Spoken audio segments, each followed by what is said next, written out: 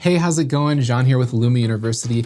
And in this video, I just wanted to talk about why following the rules can actually hinder your growth. Now, if you don't know, I am very much a rule follower. I always have been my whole life. I've always been very buttoned up and straight edge and always wanting to be the teacher's pet and just doing everything the correct way. And that led to a mentality of perfectionism that I think wasn't necessarily healthy for me. But I will say there are some things that I'm glad happened, and I don't regret my life. I wouldn't go back and change how I did things necessarily.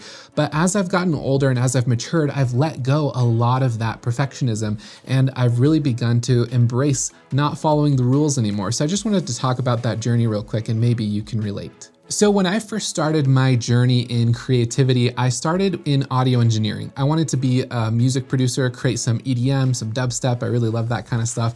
And I found out that it was really difficult for me to build something because I was perfecting as I went. That means I couldn't continue even writing my song until I recorded and started mixing.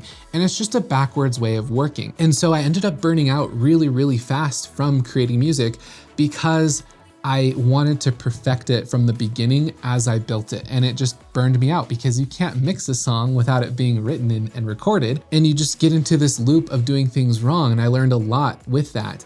And then I moved into film and graphic design, and that was a lot simpler for me.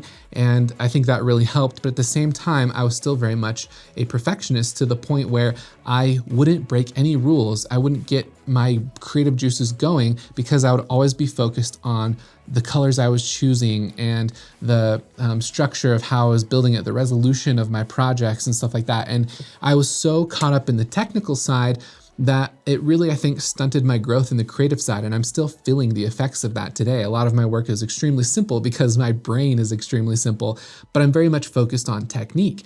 And so the last few years have been very good for me. I've been teaching photography since 2023 now, and I've been creating content, and I've realized I can't put that much effort into my work. I'll put this much effort into my set because it's going to be used for multiple recordings, right? But I won't spend hours perfecting to the millimeter the placement of my lights anymore or anything like that, unless of course the project demands it. But I think that's one thing that I loved about photography is it allowed me to put a lot of creative effort and perfectionism into a single frame and not take up my entire day or absorb my entire life or take me a month to build like a song would or something like that. So I think what I'm trying to say is, yes, learning the rules can be very, very good. I took a deep dive into understanding lighting. I took a deep dive into understanding color space and color correction and color management and color grading and editing. And I learned the ins and outs of it. And now, because I've learned it, I've learned that I didn't really need to go that deep into it. You just create the art you want to create. Now, knowing the technical things can be helpful for sure. Like if you need to troubleshoot something or something's going wrong and it's like, oh, I don't know what's causing this, then it's good to know those technical things because you can actually understand what is hindering you from building out your scene or your vision. But at that same time, if you go too deep into it without a plan to understand it and then let it go, you're going to hinder yourself from a creative standpoint. And so what's been happening for me over the past couple of years is I've learned to let a lot of this go. I know the foundational stuff. I know the technical stuff. It's easy to learn the technical stuff just online. It's harder to learn how to pace yourself, how to run a business, how to stay creatively energized, and how to just play and have fun. So I would learn different lighting setups and then recreate them. And instead of just experimenting and getting out of my comfort zone and just having time to play, I would just stick with them and I'd kind of grow a little stagnant. And so what I've been doing recently is just playing with my light. That's one benefit of continuous lighting is you can just play with it forever and you can see it in real time how you're building your set, which is really fun. Of course, I mix strobes and continuous all together now because my understanding of light is much stronger than it was. But I just want to encourage you to, yes, learn the technical things as much as you can, but make time to just make art. Once you've learned the technical things, let it go. Don't be like me and hold on to it for too long. Just get in there, create, stop thinking about the rules, stop thinking about compositions. Stop thinking about if you've ever been involved in like photo competitions. A lot of times there's unspoken rules of things you're supposed to do. And yes, you can make technically perfect images that score high in, some sort of a competition, but sometimes it sucks the fun out of things.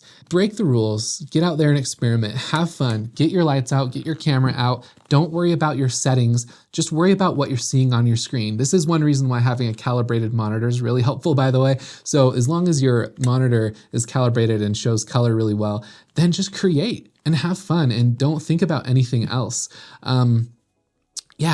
I just wanted to kind of get that out there, express that a little bit. It's something I've personally struggled with for a long time, and I've just recently, in the past few years, been growing out of it and becoming more okay with just breaking the rules, being a little bit rebellious, having fun, playing around again, and really finding that inner child of mine. I recently did a webinar for professional photographers of Colorado where I taught on tabletop, miniature, and toy photography, and it really just became a fun discussion about how you can let yourself go, let your creativity flow, forget about the rules, and just have fun and experiment. And the best way to learn is to just do it.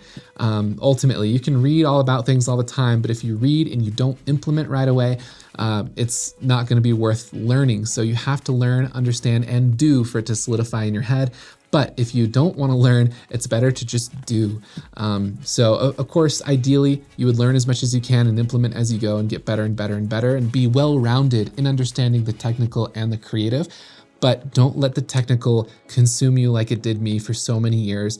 The first 8 years of my career, I struggled with it and still do to this day. But I just want to encourage you in that. Your brain is amazing. Your creativity from your soul is amazing. Let that speak for itself.